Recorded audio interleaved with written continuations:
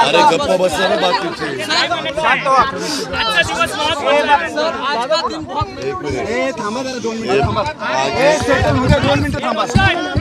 माझ्या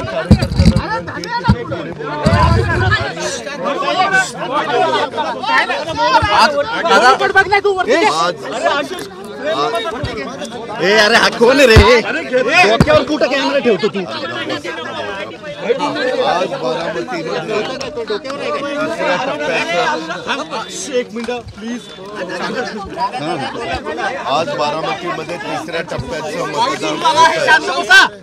त्यामध्ये या लोकसभा मतदारसंघातनं मी आज माझं बूथ इथला काटेवाडीचा आहे पहिल्यापासून. तिथं मी माझी आई आणि मी आणि सुनेत्रा आम्ही तिघांनी येऊन मतदान केलंय. सातत्याने मी जनतेला सांगतो ही भावकीची गावकीची निवडणूक नाही. तरी देखील आमच्या समोरच्या लोकांनी एक कुटुंबातले काही जण त्यांच्याबरोबर तसं दाखवण्याचा प्रयत्न केलाय. पवार परिवारामध्ये सगळ्यात ज्येष्ठ सगळ्यात वयाने ज्येष्ठ या आशाताई अनंतराव पवार आहेत. आज माझी आई माझ्याबरोबर आहे. याची नोंद कृपा करून सर्वांनी घ्यावी. मला आज मतदान करत असताना आम्ही तिघांनी पण मतदान केलंय. आम्ही आमच्या परीनं व्यवस्थित महायुतीचा उमेदवार या नात्याने सर्व आमचे राजकीय पक्ष महायुतीमध्ये मोडतात त्या सर्वांनी प्रचार केलेला आहे. प्रचाराच्या रणधुमाळीत वेगवेगळ्या प्रकारचे आरोपांचा धुरळा माझ्यावर उडवलेला आहे. मी त्या गोष्टीला जास्त महत्त्व दिलं नाही. मी पहिल्यापासून ठरवलेलं होतं विकासाला महत्त्व द्यायचं आणि विकासाच्या मुद्द्यावर ही निवडणूक न्यायची. त्या प्रकारे मी माझ्या शेवटच्या सभेमध्ये देखील ज्याला सांगता सभा म्हणून आपण संबोधता तिथं पण सगळ्या बारामतीकरांनी प्रचंड प्रतिसाद दिला. या लोकसभा मतदारसंघामध्ये येणारा इंदापूर विधानसभा, बारामती विधानसभा, दौंड विधानसभा, पुरंदर हवेली विधानसभा, खडकवासला विधानसभा आणि बोरवेल्ला मुळशी विधानसभा या सगळ्या भागामध्ये आम्ही जास्तीत जास्त पोचण्याचा प्रयत्न केला. महायुतीचे घटक पक्ष पण सगळेजण तिथं पोचत होते आणि प्रत्येक उमेदवार प्रचार करताना निवडून येण्याकरताच प्रचार करत असतो. अंतिम संपूर्ण मतदारांच्या हातामध्ये असतं. डेमोक्रेसीमध्ये मतदार हा राजा आहे आणि तो आज आता मतदान करणार आहे. आम्हाला निश्चितपणे एक विश्वास आहे की गेले अनेक वर्ष बारामतीच्या परिसरामध्ये केलेलं काम आणि केंद्रामध्ये नरेंद्र मोदी साहेबांनी गेले 10 वर्षामध्ये केलेलं काम या सगळ्याचा विचार करता बारामती लोकसभा मतदारसंघाच्या सर्वांगीण विकासासाठी केंद्राचाही मोठ्या प्रमाणावर निधी यावा, राज्याचाही निधी मिळावा आणि साही विधानसभा मतदारसंघाचा सर्वांगीण विकास व्हावा हा माझा प्रयत्न राहणार आहे. आणि तशा प्रकारचं आव्हान मी संपूर्ण जनतेला केलेलं आहे. जनता आजपर्यंत मला नेहमीच साथ जनतेने दिलेली आहे. याही वेळेस साथ देईल अशा प्रकारचा मला विश्वास आहे. महायुतीच्या सगळ्या घटक पक्षांनी अतिशय चांगल्या पद्धतीचा आत्तापर्यंतचं काम केलेलं आहे. आजचा दिवस आमच्या दृष्टीनं उष्णता भरपूर आहे. काल पण आम्ही बघितलं 42पर्यंत 43पर्यंत काही ठिकाणी उष्णता होती आणि त्याच्यामुळं सगळ्या कार्यकर्त्यांनी महायुतीच्या मतदारांना बाहेर काढणं हे विरोधी पक्षापुढं पण आव्हान आहे, आमच्यापुढं पण आव्हान आहे. परंतु आम्ही ते आव्हान स्वीकारून म्हणूनच मी सकाळी 7ला येऊन आम्ही तिघांनी मतदान केलं आहे. आता बाकीचे पण संध्याकाळी 6पर्यंत मतदान आहे.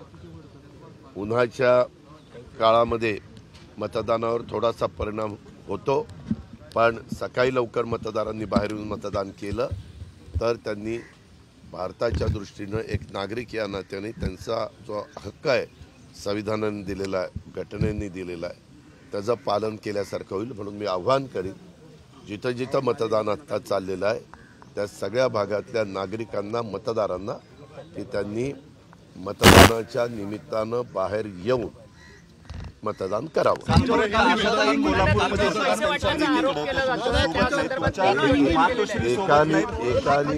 मातोश्री सोबत नाहीत अशी चर्चा सुरू होती. कुणी आरोप केला?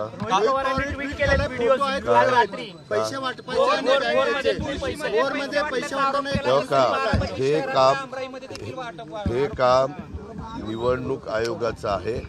त्याच्या संदर्भामध्ये आजपर्यंत 7 विधानसभेच्या 1 लोकसभेची निवडणूक मी स्वतः लढवलेली आहे.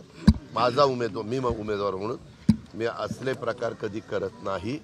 कारण असताना दादांत पहिल्यापासून या विरोधकांच्यातले काही बगलबच्चे अशाच प्रकारचे आरोप करत होते, पण मी त्याला फार महत्त्व देत नाही. हे सगळं पाहण्याचं काम, त्याच्यात स्क्वॉड असतं, त्याच्यात पोलीस यंत्रणा असते, त्याच्यात निवडणूक आयोगाचे ऑब्झर्वर असतात, असे सगळे असतात. त्याच्यामध्ये ते आमच्यावर आरोप करतात. मी उद्या आरोप करू शकतो की त्यांनी अतिशय चुकीच्या पद्धतीने ह्या निवडणुकीची हाताळणी केली. अशा पद्धतीनं त्यांनी अनेकदा ऐका ना बाबा, 1 मिनिट. अरे तुम्ही काही पण वेड्यासारखा आरोप करता रे. तुम्ही स्वतः 1 मिनिट, तुम्ही स्वतः DCC बँक उघडी बघितली? तुम्ही स्वतः DCC बँक उघडी बघितली? आणि तो व्हिडिओ कालचा त्यावेळेचाच होता. उगीच तुमच्या हातामध्ये मीडिया आहे म्हणून तुम्ही काही पण प्रश्न विचार. हे का तो समोर जो आरोप करतो ना, तो त्याला थोडंसं काहीतरी त्याच्यावर परिणाम झालेला आहे, त्याच्यावर तो आरोप करतो. त्या आरोपाला काही माझ्या दृष्टीने महत्त्व द्यावं असं वाटत नाही. त्याच्या प्रश्नाला उत्तर देण्याच्या देखील मला काही गरज वाटत नाही.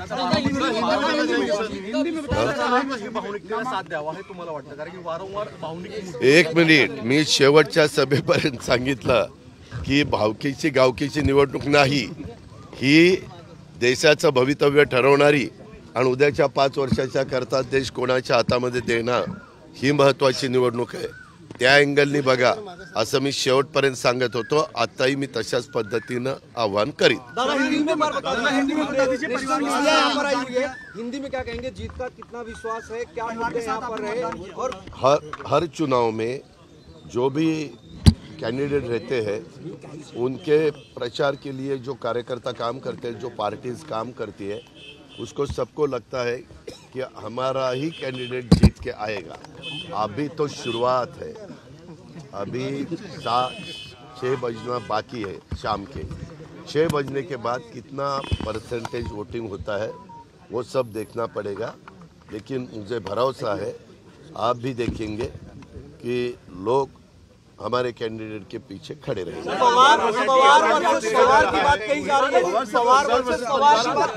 ये वैसी नहीं है. ये डेवलपमेंट के लिए बारामती लोकसभा मतदार संघ जो है, कॉन्स्टिट्यूंसी बारामती कॉन्स्टिट्यूंसी, उसके डेवलपमेंट के लिए ये चुनाव है. हर एक कॉन्स्टिट्यूंसी के डेवलपमेंट के लिए ये चुनाव है. आगे 5 साल एक स्टेबिलिटी रहनी चाहिए, जिसको एक अच्छे से सरकार गवर्नमेंट आनी चाहिए. ये सबकी कोशिश है और महायुति के हम सब लोग उसी हिसाब से काम करें.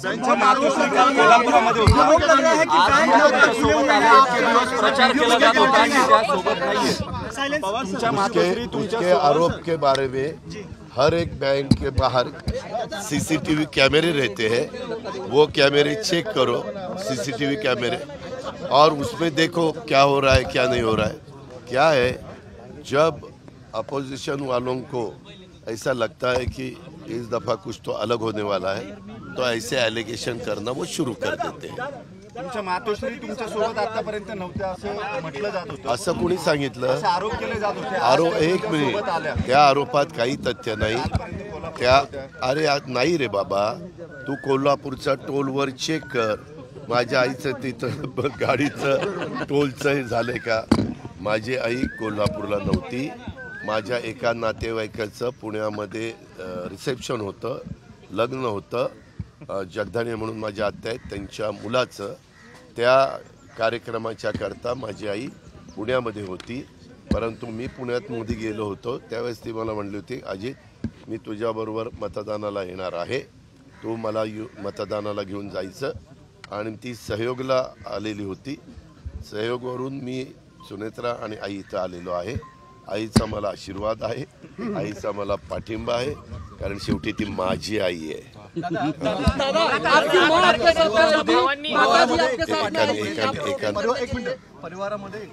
कुणाला? मला नाही रे, मी तुम्हाला कितीदा तरी सांगतो सागरजी, आमचा परिवार इतका मोठा आहे की त्याच्यामध्ये 3 फॅमिली फक्त आमच्या विरोधात होत्या. एक साहेबांची फॅमिली, एक श्रीनिवास पवारांची फॅमिली आणि एक राजेंद्र पवारांची फॅमिली. याच्या व्यतिरिक्त कुणीही माझ्या विरोधामध्ये नव्हतं. कारण नसताना माझ्या फॅमिलीला त्याच्यामध्ये इन्व्हॉल्व करू नका. शेवटी प्रत्येकाला आपल्या आपल्या पद्धतीनं मतं मागण्याचा अधिकार, कोणाचा प्रचार करण्याचा अधिकार आहे. आणि त्यांनी सुरुवातीपासून ह्याच्यातलं मी ज्यांची नावं घेतली, ह्यांनी मुलाखती दिल्यात, तुम्ही बघितल्यात. यांनी प्रचार केला आहे, तुम्ही बघितला आहे. यांनी प्रचार करताना भाषणं कशी केली ते तुम्ही बघितलं. त्या भाषणाला मी काही महत्त्व देत नाही, कारण ते म्हणजे त्यांना काही ध्येय नाही, धोरण नाही, काही नाही, त्यांची विचारधारा नाही, काही नाही. आपला प्रचार करायचा म्हणून करायचा. मला ह्याच्यातल्या सगळ्यांना सांगायचं आहे, ज्यावेळेस विधानसभेची निवडणूक लागेल त्यावेळेस आता कोण कुठं प्रचार करतंय ते महाराष्ट्र बघेल, तुम्ही पण बघा.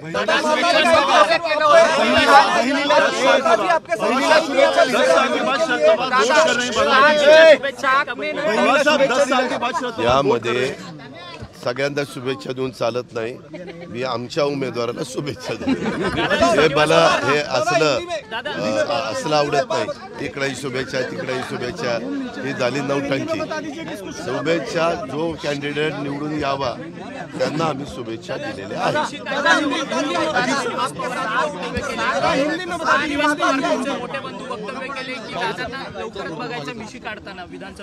बघ बाबा, तूच वस्तारा घेऊन ये आणि तूच काढ.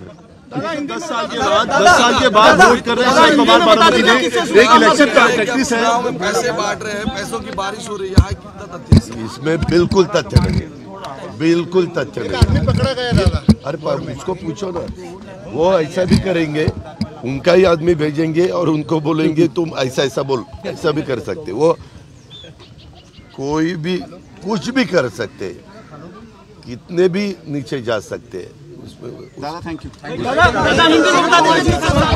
साल के बाद चुनाव लड़ रहे हैं, 10 साल के बाद वोट करेंगे, क्या इलेक्शन टैक्टिस है? 10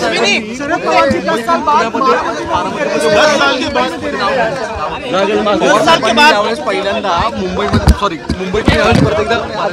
प्रत्येक नागरिकांनी स्वतःचं नाव कुठं हे करावं. प्रत्येक जण आपापल्या सोयीनं करत असतो. काही जण, मी तर पहिल्यापासून मला काटेवाडीकरांनी ही संधी दिलेली, त्याच्यामुळे मी काटेवाडीचं नाव कधीही कमी केलं नाही. इतरांनी क्रिकेट बोर्डामध्ये जायचं, मुंबईला लावून घेतलं. आता इकडं जायचं, इकडं त्यांचा तो अधिकार आहे आणि तो आपल्याला निवडणूक आयोगाने दिलेला आहे.